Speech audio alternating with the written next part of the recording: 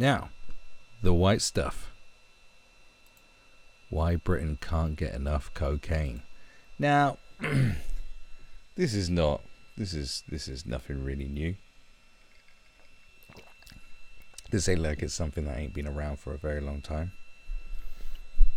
Times have changed, and times changed a long time ago, and they haven't really stopped going at a frantic pace towards us all, caving our faces in with white powder.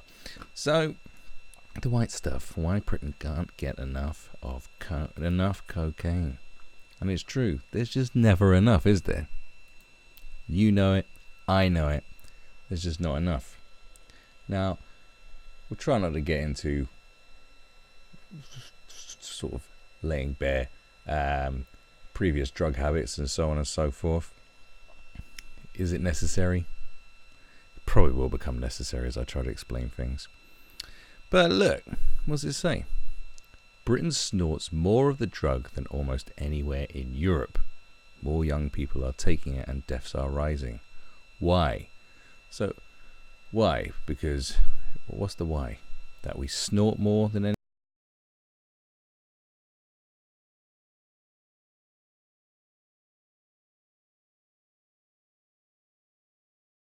This is where I have to lay it down. Look. Everyone snorts, yeah. I mean, I don't know many people that don't. It didn't used to be this way. Some of you may not remember. Some may be too young to remember. Do you remember? But nowadays, you know, it's like going to the toilet in a pub on a Friday night is a tricky affair, because you're waiting for way longer than you should be, because there'll be about 4 people in there just rifling bugle in their fucking honker.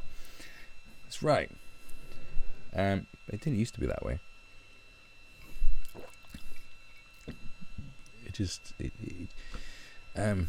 And youngsters take shitloads as well, and it's like, I mean, you know, I've met people with teenagers who fucking, you know, rifle loads of cocaine to the face, and it's like, I just couldn't afford it when they were their age. And it's twice the fucking price now. It just wasn't something that was afforded. And I have no idea how they afford it. It's not like these are a bunch of rich kids. These are just regular Joes and Josephines. So I don't know how we got to here. Or got to the stage where, you know, young people are able to afford stuff that I can't afford. I'm not saying that I want to. But it is different. Way more people. In fact, more people probably snort coke than smoke weed. They just do. That's in the UK. I don't know about the rest of the world, but like that is a very British thing. And it is like a straight head drug. I remember hearing that term years ago. As in, you get people who like do loads of different kinds of drugs. You know, like popping pills and doing acid and speed and whatever, smoking weed. And they do coke as well, but like a lot of people who do coke probably wouldn't do other drugs. I know plenty of people who can't handle weed but do loads of cocaine. It's a thing. It's a thing.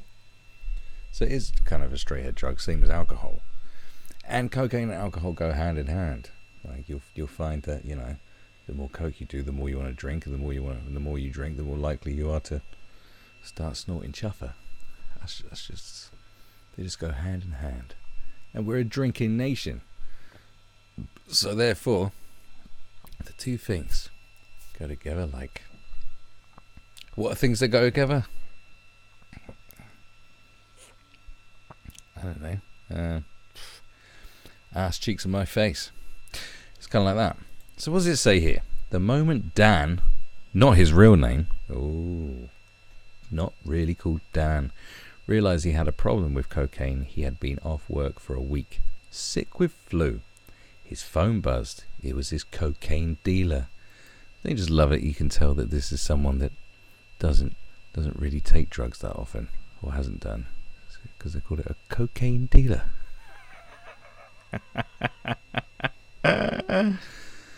The cocaine dealer, the pusher man. Okay. Right. Where were we? The dealer knew something was wrong. Now, what did he think was wrong? Well, I mean, I'd hazard a guess that he thought he was buying it off someone else and he was pissed off. Probably ready to go around there and smash his face in. It's called customer care. Okay. I don't like thinking about that, Dan says, shaking his head as we sit in a London pub. Well, they are being very hush-hush about this. Now 36, Dan estimates he has spent £25,000 on cocaine. When? What, his lifetime? Who hasn't? Only 25 grand? Who is this noob? Lines in the pub on a Friday night after work. Lines on a Wednesday evening at a friend's house while earnestly discussing 90s hip-hop. Oh my god. Could you think of anything worse? Wow. We've all had to endure it. Someone sniffed out of their nut and just ranting in your face. Going, fucking Piggy Smalls does. What is in your top 5? Fucking. Oh god, I couldn't think of anything worse. Lines at house parties, weddings, birthday parties, and for no reason at all. My favourite time is doing things for no reason at all. It is a particular favourite of mine. When I just do things for the sheer fucking hell of it. That is life's rich tapestry in full effect.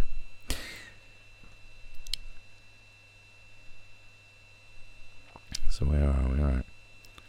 Yeah, birthday parties, no reason at all. Other than that cocaine, the white powder that makes no one a better version of themselves, but that many of us continue to do anyway, is everywhere and freely available. Britain is a cocaine-loving country, and its love for the drug is growing. The country snorts more cocaine than almost anywhere in Europe. Cocaine use is going up, says João Mateus of the European Monitoring Centre for Drugs and Drug Addiction. In the UK in 2017 and 2018, 2.6% of people aged 16 to 59 took powdered cocaine, as opposed to crack cocaine, as in, you know, the real addictive drug, you know, the better version, the more potent variant of the drug, which was taken by 0.1% of the population in the same period.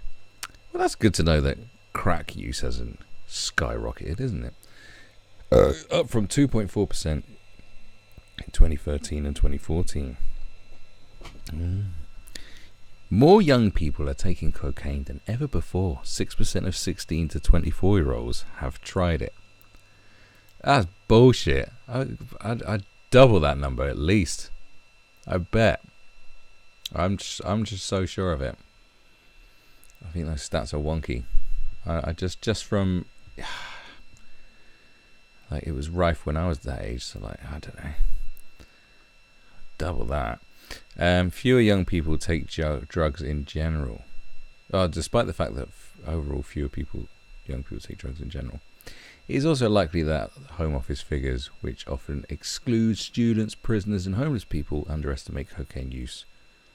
Exclude students, prisoners and homeless people. How's a bunch of them together? Because those groups typically have above average illegal drug use. Yes, guys. It is true. The homeless use lots of drugs. Most of this cocaine ends up in our sewage system, and researchers have been finding increasing levels in Britain's water supply since 2012. Yeah. Matthias says, levels are highest at weekends, indicating recreational use. Well, you see, that is the thing with the bugle, the snorty warty, the old can I talk at you 5,000 miles per hour without letting you get a word in edgeways, or the it is a recreational drug. I don't want to, like, be careful how you talk.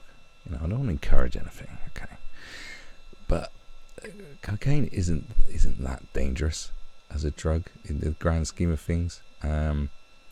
It's not as addictive as people make it out to be. Like, probably coffee's more addictive than cocaine. I don't want to go into like my history of stuff, but it ain't nowhere near like crack and heroin. It's not even near. It's nowhere near alcohol, to be honest. It's just a stimulant, if anything. It's a stimulant. It's an ultra stimulant. The fact and it's very Moorish. It's a Moorish stimulant. That's what it is. And often I hear people that go, "Oh, I'm addicted to cocaine." And I'm like, it's kind of like saying you're addicted to coffee. It is kind of saying if you got alcohol addiction, and it's like, whoa, I'd be like, whoa, shit, really? If someone said I'm addicted to cocaine, I'm like, oh, really? Kind of like weed addiction, and do you know what I mean? I don't want to like belittle the subject or encourage any stupid behavior. Shouldn't be encouraged by an asshole like myself. But it's a weekend warrior's drug. That's what it is. It is. It's not like, like it's the 80s again and everyone on Wall Street needs it to it's not like that. It's literally it's kind of thing like people who smoke recreationally. People only smoke when they're at the pub. Some people only snorting coke when they're at the pub because you're drinking and you just want to shove something into your face. That's pretty much it. That's why, look, drunk people, especially in this country, drunk people who shovel like just the crappiest narcotics into their face, like cocaine wise. It'll just be absolute dog shit. They just want to feel something in their face. To the same way that they'll just completely lower their standards of who they want to have as a sexual partner that night. It all goes hand in hand. It's the same shit. So cocaine used to be the sole preserve of affluent city workers and dissolute rock stars. Well, yeah, because it was a rich man's drug. Still should be a rich man's drug, but somehow everyone can afford it, or just everyone. And because drinking out is really expensive still, and it's not like wages have gone through the roof, so I guess people are just eating absolute crap. I guess everyone just eats pilchards on bread these days to be able to go out on a Friday night and rifle loads of bugle into their face and drink overpriced pints. They continue to favour the drug. Data from the Crime Survey of England and Wales show that the powder cocaine use increased from we've already seen that. Oh no, doing households that earn £50,000 a year. God, it's like bloody Google ads. But powder cocaine now appeals to those in more modest income brackets too. Coke is pretty classless now. Has been for ages. There was a turning point in like the early 2000s when everyone just started doing it. Like no one really did it that much. It's quite rare to do it. And then suddenly everyone was doing it. Everyone and their gran was doing it, and everyone was selling it, and they still are, and nothing's changed since then. It just suddenly, the quality went down and the influx was up, and I don't think the amount that gets imported in the country has really changed. I think it's just the quality's gone down, the price has gone up. And they say it's more affordable, but it's not. Dan pulls out his phone and showed me a bargain bucket offer he's received. 5 grams of cocaine for £210. I need his dealer's number. I'm joking, of course. No, there's people selling out there for really expensive prices, and it's not very good. So I understand. But it is. That's the. So I don't understand. Where's he? It's in London. Who knows? Who knows what it's like in different... Who fuck knows? Users come from all backgrounds in Hindburn, the once prosperous centre of England's textile industry. Well, what do you know? Good for you, Hindburn, which is now in decline. 17 young people died of cocaine overdoses in a 9-month period in 2017. In Newcastle, according to a Vice report, cocaine has become an important factor in the city's legitimate economy, with bars offering privacy curtains for patrons who wish to snort lines off their phone. Really? Really? Do you believe that? I don't believe that.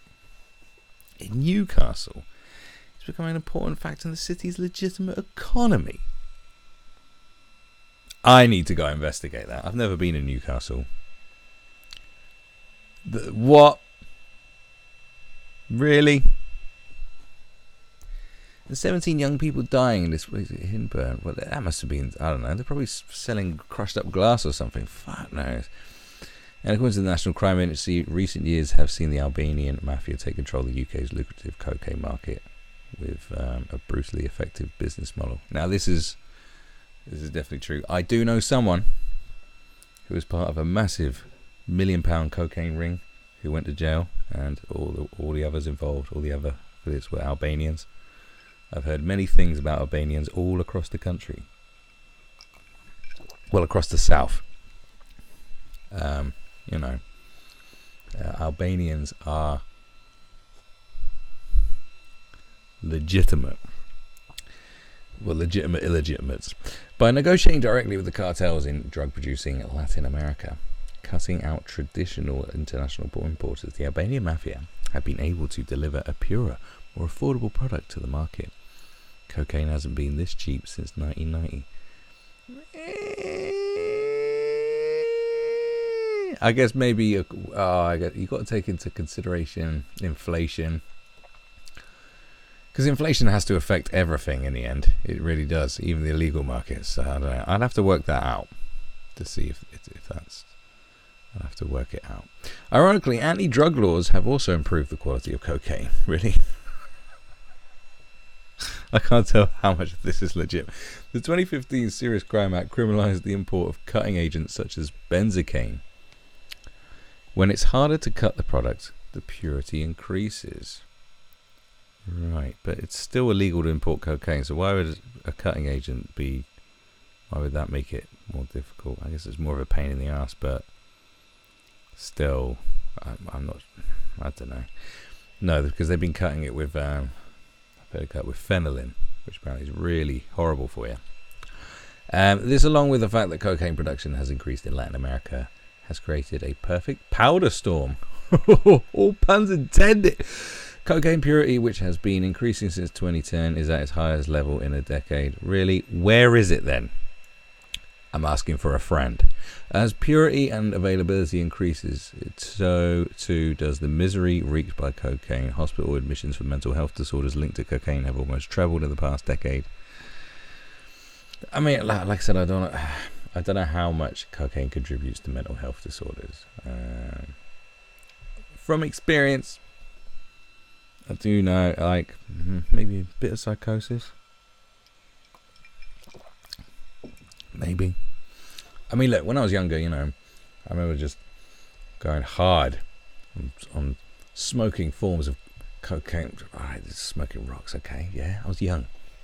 I do remember my brain going a little bit weird. But I don't know.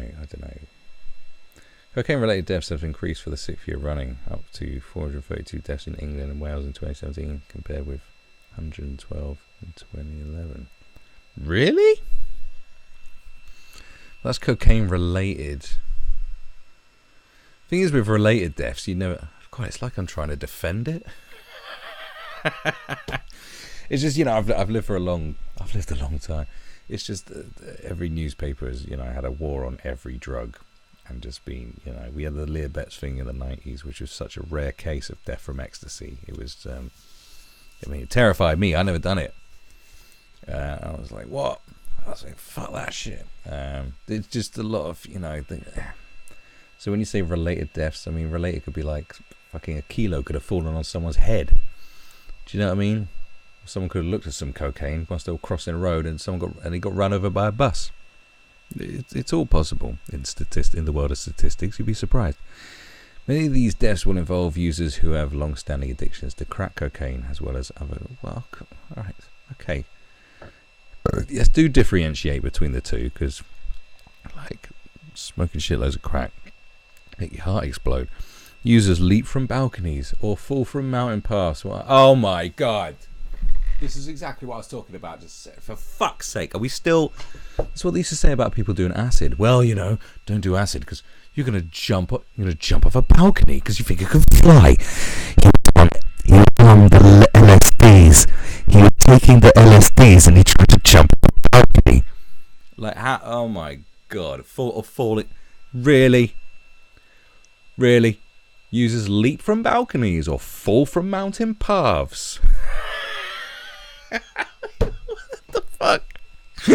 There's a link to... I'm not clicking on that link. How many people are going up mountains and snorting chuffer and falling off them? Is this a legitimate concern? But the anti-drug... The drug czar, I mean, do they still have a drug czar? They used to have one. Going, well, you know, it's not really the cocaine. It's not the average cocaine users. It's the mountaineering community that are falling off mountains, snorting cocaine. They're snorting sniff. They are snorting that fucking sweet white powder, the Peruvian marching dust. That's, you know, the Colombian Vicks. They're snorting Colombian Vicks. A Bolivian nose blower, and they're falling off fucking mountains. And the last bit is all their bodies give out on them. Yeah, that's probably the most likely thing, is because, you know, you're taking loads of stimulants. You know, your heart's going to blow up if you haven't got, you know. Many deaths take place when users mix cocaine with alcohol, producing the toxic chemical. This is the one. Cocaine, that's the chemical. I always know about this. Like, you snort, like when you drink and snort, it creates a new chemical in your brain. And like, so when you're snorting, you want to drink, and when you drink, you want to snort. And also smoking is part of it. Like, smoking makes you want to drink if you drink, and drinking makes you want to smoke. And and you just end up, you know, just snorting, smoking, drinking, snorting, smoking, drinking. You know, it's not a healthy Friday night. Just snorting, smoking, drinking continuously. God, it's making me want to smoke. But yeah, I mean, it's bad. It's not good for you. I mean, you don't need to be hyperbolic about stuff. Saying if you're snorting coke, you're gonna fall off a fucking mountain. You might fall off a mountain. You don't need. Just say. Everyone's getting a bit more health conscious these days. Like, it's not good for you. It's just not. In moderation, who knows? There are a number of risks when it comes to mixing any drugs together. I know. Like having shitloads of fun, says the consultant addiction psychiatrist Dr. Prun Bidrau of the Drug Treatment Service Change. God, I'm so bored of reading that sentence. We don't believe how bored I got reading that sentence in my head. I just couldn't be bothered to read it to you. As alcohol is a depressant and cocaine is a stimulant, combining the two in too large quantities can overstimulate the heart and nervous system, leading to, in extreme circumstances, heart attacks. Well, yeah, blatantly. In extreme circumstances. Mixing the two also impairs your ability to measure and make a judgment on risks. I think alcohol is more to blame for that than anything. What it will make you do is make you want to fight. Fight hard. You know, if I had my own personal little army, I would definitely give them a bottle of Ray and Nephew's overproof rum. If you don't know what it is, just Google it. I can't be bothered. And you know, a big bag of chuffer, and say, right, go kill my enemies. So blah blah blah. Yeah, it erodes your nose. You know, you could end up looking like Daniela Westbrook. Blah blah blah blah blah. Lucy White, a student at the University of the West of England, knew the dangers of messing with drugs. She saw 19-year-old Drake Morgan Baines collapse and die in front of her of MDMA, ecstasy to you and me, poisoning while she was working in Motion nightclub in Bristol. She was really disturbed by it, sister Stacey Jordan tells me. But just 7 months later, White herself died of a lethal cocktail of cocaine and prescription drugs. A cocktail of cocaine and prescription drugs. Now, you need to be more... What prescription drugs? Like, yeah, if you take shitloads of prescription drugs and coke, you probably might die. You know, non-idiots know these things. You know, R.I.P. and all respect to the family and that. But, you know, most responsible fuckheads know these things. Right, it's always these little idiots who ruin it for everybody, isn't it? Like in class. Cocaine use. I'm sorry. Was that? I'm sorry. I'm not sorry. Am I sorry? I'm not really sorry. I'm not in my right state of mind at the moment anyway, so I don't really care what I say. Cocaine use creates subtler forms of misery too. I know. When you can't get any, it's shit. I'm the most confident person for those few hours when I'm on it, Dan says. But afterwards, I'm having horrendous, almost suicidal thoughts. Paranoia lasts for days after a bender. It's like, I never had a paranoia. You know, what I always used to do, it was a good system, is when it's all gone, just used to watch porn for hours. And, you know, never whack off or nothing. Just stick some porn on and, you know, get a nice stimulating erection. And then that sort of takes your mind, or have sex. But sometimes, you know, it's your little dinkies. And I remember my balls turning blue and going this small. And I stuck them on an oven to try and revitalise them. That's a true story. So, you know, it's probably not the best show and tell for entertaining a lady. But, you know, stick some porn on and just watch it. And it'll suit, you know. The sexy stuff is powerful in the fight against paranoid delusions and depression. Here's a little bit of advice for you. Okay? It's not all about me. Dan thinks Britain loves cocaine because we work so hard. On average, we work the longest hours in Europe. Do we? Huh. You can do coke tonight and go to work tomorrow and no one will know. I'd hate to break it to you, Dan, but some people do know. Sorry, guys, we do know. I may be a bit less productive, but only I know that. Sorry to break it to you again, Dan, but we do know that as well. We have noticed, Dan. We've noticed. Like, this guy's fucking deluded. Even through mixing alcohol and cocaine, it can prove deadly. Many continue to do it. Coke and alcohol go really well together, Hamilton says. You can drink for longer, and that makes you more confident. I don't think it ever made me more confident. Talk more is probably what it made me do. Just talk. I don't think it's sort of a false confidence. It's not really confidence. It's just you can't stop, and therefore you just got to roll with it, I suppose. After 2 drinks, I wouldn't be able to relax unless I knew the coke was sorted. Dan says that was my mentality. God, this guy's talking about like a pussy. Like, there's fucking thousands of bricklayers across this country who think like that. And they don't think they got a problem, because they probably haven't. Who knows? I don't know. I'm just speaking. Oh, fuck you. At a time of welfare cuts and ever longer. Oh, here we go. It's the ever longer NHS mental health waiting lists. Cocaine also seems to offer a quick fix for those struggling with stress or anxiety. The last thing you want to do if you're stressed or got anxiety is snort fucking chuff. Really? What you want to take a massive stimulant to get rid of your stress and your anxiety? I am really anxious right now. Oh, do you know what will sort out your anxiety? Some of this powder. Yes. Oh, what does that do? I don't know. It just makes you talk rapid bullshit at people at 50 miles per hour. Well, that sounds really relaxing. Thank you for giving me that anti-anxiety nose dust. It really worked. Oh, will you shut up with your crap? Honest to God.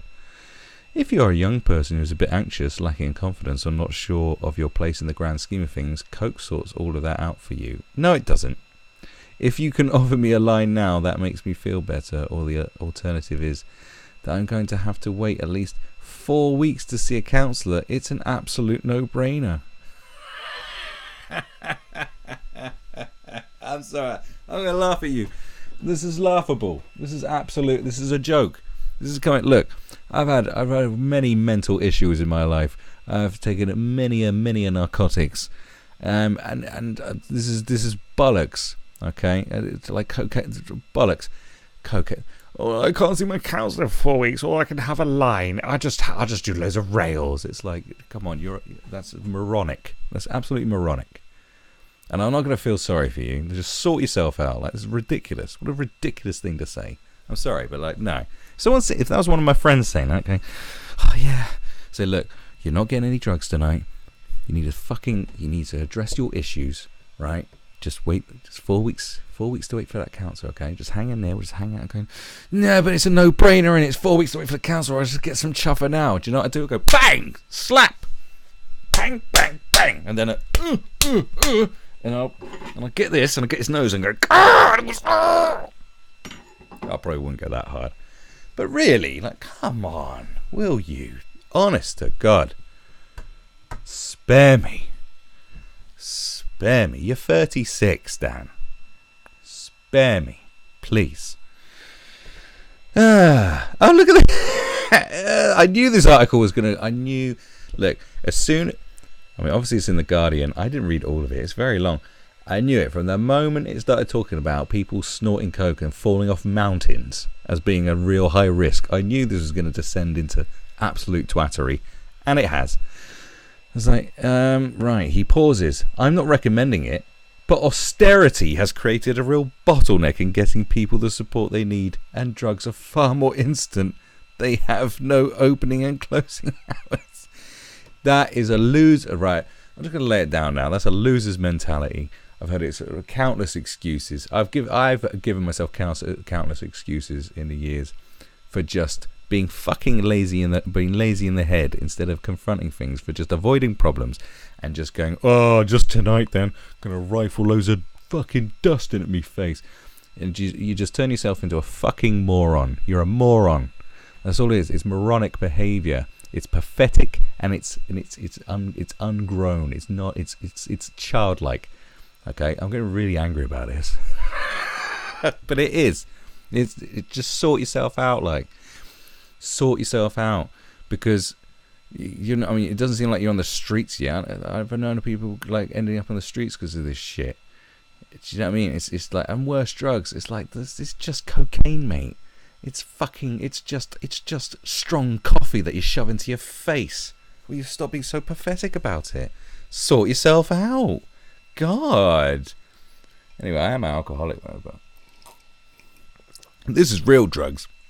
But no, seriously, like, I don't want to hear none of this. This namby powder. Like, no. People take the piss. People really do take the piss. No. No, Dan. Dan, no. No, Dan, it's not austerity. You are just weak. Recently, I was in the sort of pub you bring your parents to. An upmarket affair with chalkboard menus. How? Chalkboard, you say? How very posh. I usually go to places that just have graffiti on the walls with the menu. I went to the bathroom there, dusted across the toilet roll holder, like icing sugar on a Victoria sponge, was a fine but unmistakable layer of cocaine. How do you know? Did you lick it?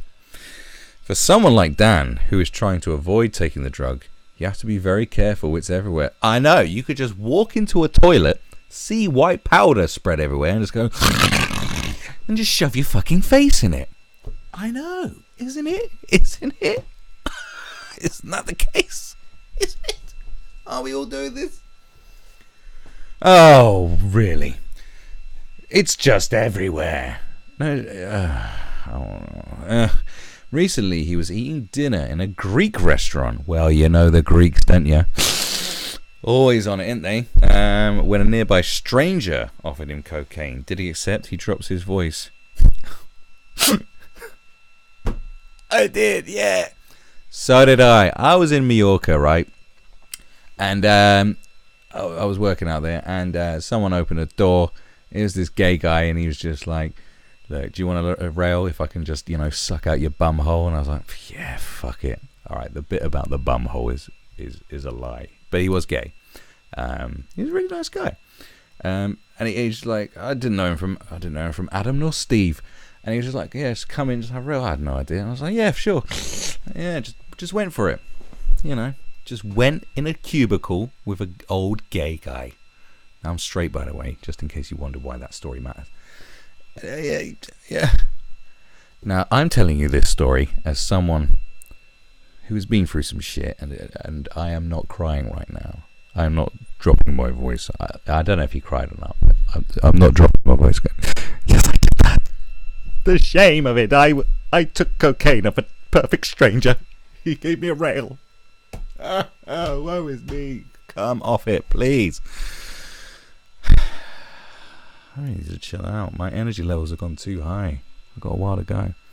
Cocaine's resurgence is also linked to our changing nighttime economy. The number of nightclubs in the UK halved between 25. What's this got to do? And more than 25% of pubs have closed since 2001. As these places shutter, British people increasingly socialise behind closed doors. So what are you... what? Unlike the club drug ecstasy, cocaine is better taken... Now they're blaming the closing of pubs. The closing of pubs and clubs. That's like the main place where you do cocaine. Doing sniff at home. Yeah, a lot of people... Alright, look. But that's not like... That's not a reason why it's gone up. I'm going, well, I'm at home alone tonight. I mean, shall I go to Tesco's and buy some really cheap alcohol as in compared to the club or the pub? Like, you could spend £100 if you could spend £100 on a night out in Britain, right, and be pretty drunk, but it wouldn't kill you. It probably wouldn't, like, that's legitimate. It might not kill you spending that much money, right? If you spent £100 in Tesco and drank and consumed all that in one night, you'd be dead. In fact, you'd be able to have a suicide cult with that much fucking money in Tesco. You'd be able to kill you and your whole family. Go, right, I'm fed up of life. I am bored. Let's just drink ourselves till we're dead. I've got £100. I'm going to take it down Tesco. And we're going to just drink ourselves. Like, you could do that. You could actually do that. But no. Apparently you stay at home and you just go, well, I'm at home now, where I could drink real cheap and listen to all the music that I want to listen to. No, I'm just going to start indulging in illegal drugs. Dan and his friends would often avoid bars to head back to someone's flat, turn on some music and get a bag of cocaine. Now that is a thing that actually happens. Yeah, that does happen. But that's because people love the sound of their own voices. I think they're really missing out. The point is that people are just really narcissistic. As soon as they know that they can go back and shovel party powder into their face and just talk without really listening, it suits a hell of a lot of people. Look what he says here. Bars are full of dickheads. So I'd say, let's get out of here. I'm done. Coming from a guy that snorts coke all the time, I think it's very rich to be calling people dickheads. The biggest dickhead in the party is the guy who's the most coked up. It's true. If you are the most wired person in the room, you are the biggest dickhead in the room. It's science. It's science. Someone call Brian Cox. Only I wouldn't be done. I'd stupidly stay up until 7 a.m. Ooh, having the same conversation. I mean, that is depressing and that is boring, but it's not like I sold my baby to inject heroin into my vagina. That's a harrowing story. To many people, a line of cocaine with a glass of wine on a Saturday night is an ordinary sort of thing. Yes, and they certainly don't think of the devastation wreaked by drug cartels. And now we're going to really virtue signal now, going, well, have you considered the children? Cartels in cocaine-producing parts of the world. It's not seen as a hard drug. It's not. It's snorted, not injected, so you don't have to cross that line. The Chelsea Flower Show, the opera, churches, a Momentum fundraiser. Well, that's a hoot and a half, isn't it? Oh, did you go down the Momentum fundraiser and snort loads of rails? Yes, I did. You had the shittest night of your life. Of anyone's life. There's suicidal kids addicted to that crocodile drug that eats your flesh, living in sewers in Ukraine, that aren't envious of you. Peppa Pig World is rife with snorting chuffer. The former Sun journalist Matt Quinton lists the places he and his colleagues found cocaine traces whilst working undercover for these. Oh, well, good for the Sun. Well done. Well done. Good for you. The most shocking place Quinton found cocaine, a toilet that was only accessible to NHS staff. Well, what was he doing in there? You sneaky prick. Well, good. Well, it makes you more alert. I'm glad the NHS are snorting loads of sniff. I don't want them tired. Jesus. Because these exposés were popular with readers and cheap to put together, Quentin or his colleagues would be sent out by editors to swab pretty much anywhere. As well as becoming extremely proficient at wiping down lavatories, Quentin learned one thing: coke is absolutely everywhere, especially if alcohol is being served. Well, thanks for the revelation. This goes on. Look how long this is. What more could you bloody say about it? Even Jordan's friends don't see a bit of coke much of anything, really, despite the fact that she lost her sister. Oh, sorry, what is this? Oh, let's not bother. I mean, recent months have seen attempts to challenge the laissez-faire, I don't know what that is, attitudes. Last July, London's Mayor Sadiq Khan, the man with the massive ears, linked escalating violence on the city's streets to middle-class cocaine use. Oh, I remember this. What a humdinger. Days later, the Metropolitan Police Commissioner, Cressida Dick. You unfortunate human being. Life dealt you an unfortunate. Like, not only you called Cressida Dick. I'm pretty sure you can make something out of that. Like what? And you become a fucking police commissioner or just a policeman? PC Dick. Denounced hypocritical middle-class users who profess to be politically aware. In October, the Home Secretary Sajid Javid told the Daily Mail that a government review would specifically look at the damage occasioned by middle-class drug users. You can't blame fucking rising knife crime on middle-class drug users. That's the most retarded thing I've ever heard of. Like, most middle-class people who are buying cocaine are buying it off middle-class drug dealers. I hate to spoil it for you, but that's kind of how it works. Everyone and their auntie is selling coke. You don't need to be some hard nut to sell coke. You could be a little snivelling twat and sell coke. You could literally be this thin with no clout about you, nothing, not even a nice car, nothing. Running around, snorting at your nut. Some snivelling little prick is selling cocaine to your darling middle class people. And do you know why kids are stabbing each other? And a lot of kids who are stabbing each other aren't selling cocaine. They're just stabbing each other. Like, really? Oh, you're fueling knife crime. Shut up. Ridiculous. But does middle-class cocaine use really cause knife crime? To my mind, the focus on middle-class cocaine users is a smokescreen for the failure to deal with the underlying cause of youth crime and violence, says Professor Alex Stevens. Well, thank God for a professor to say something rather than people scoring political points, although we haven't finished yet. An expert in criminal justice at the University of Kent and the president of the International Society of the Study of Drug Policy since 2011. Well, good for you. The coalition and conservative governments have consistently attempted to link gangs and youth violence to drugs, but while street-level violence may be seen in dealing with crack cocaine, yes, across so-called county lines, powder cocaine has a different supply chain. Middle-class users don't get their coke from young kids who are riding motorbikes out of council estates.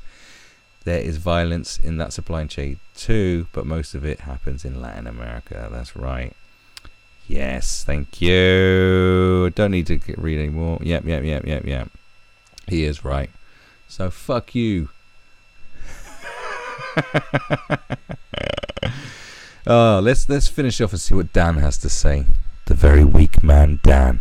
Dan has pulled himself out of the depths of his cocaine addiction gingerly. The guy only spent 25 grand in his lifetime. He's 36, right?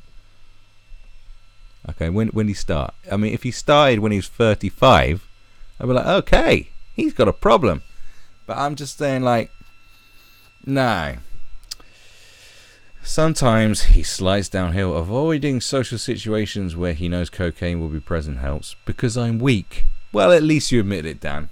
Let's clap for Dan, knowing he is weak. Good.